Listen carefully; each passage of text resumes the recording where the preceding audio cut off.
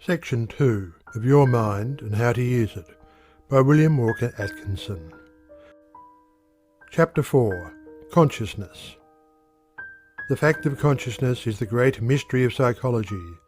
It is difficult even to define the term, although every person of average intelligence understands what is sought to be conveyed by it. Webster defines it as knowledge of one's own existence, sensations, mental operations, etc.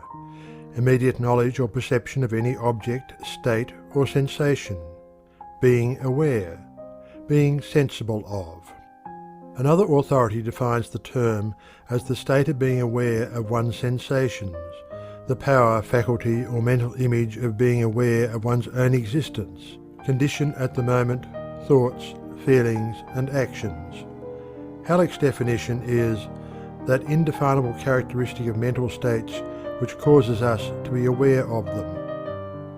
It will be seen that the idea of awareness is the essence of the idea of consciousness, but, at the last, we are compelled to acknowledge that it is impossible to closely define consciousness, for it is something so entirely unique and different from anything else that we have no other terms at all synonymous to it. We can define it only in its own terms, as we have seen by reference to the definitions above given, and it is equally impossible to clearly account for its appearance and being.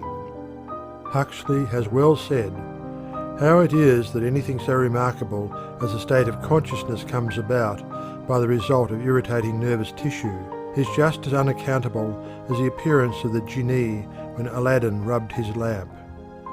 All that we can ever know regarding the nature of consciousness must be learned from turning the consciousness in ourselves back upon itself, by focusing consciousness upon its own mental operations by means of introspection.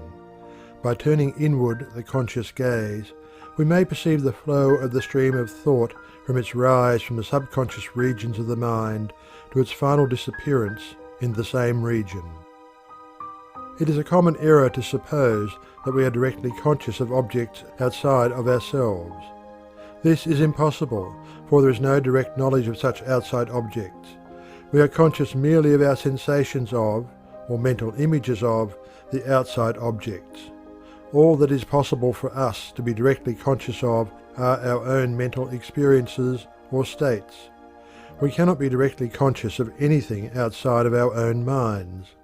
We are not directly conscious of the tree which we see. We are directly conscious merely of the sensation of the nerves arising from the impact of the light waves carrying the image of the tree. We are not directly conscious of the tree when we touch it and perceive its character in that way. We are directly conscious merely of the sensation reported by the nerves in the fingertips which have come in contact with the tree. We are directly conscious even of our own bodies only in the same way. It is necessary for the mind to experience that of which it may become conscious. We are conscious only of 1. That which our mind is experiencing at this moment, or 2.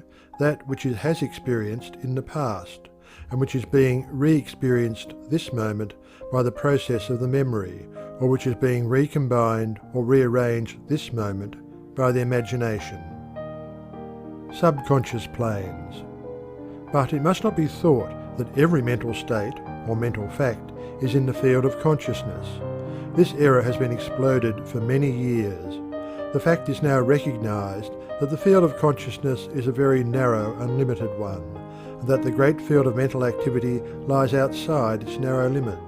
Beyond and outside of the narrow field of consciousness lies the great subconscious storehouse of memory, in which are stored the experiences of the past, to be drawn again into the field of consciousness by an effort of the will in the act of recollection, or by association in ordinary remembrance. In that great region also, the mind manifests many of its activities and performs much of its work.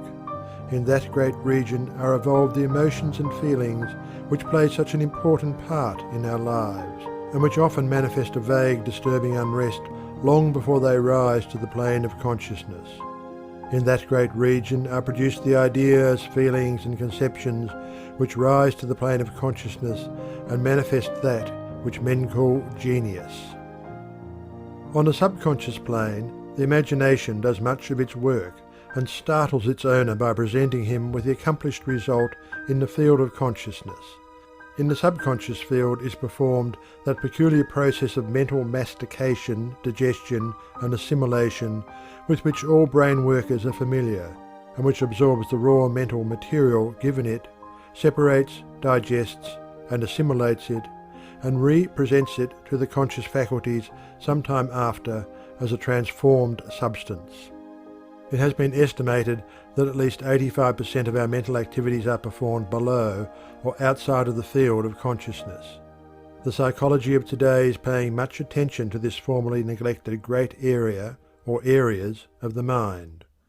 The psychology of tomorrow will pay still greater attention to it.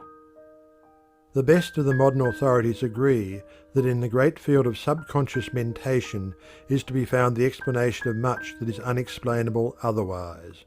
In fact, it is probable that before long consciousness will be regarded as a mere focusing of attention upon mental states, and the objects of consciousness merely as that portion of the contents of the mind in the field of mental vision created by such focusing. End of chapter 4.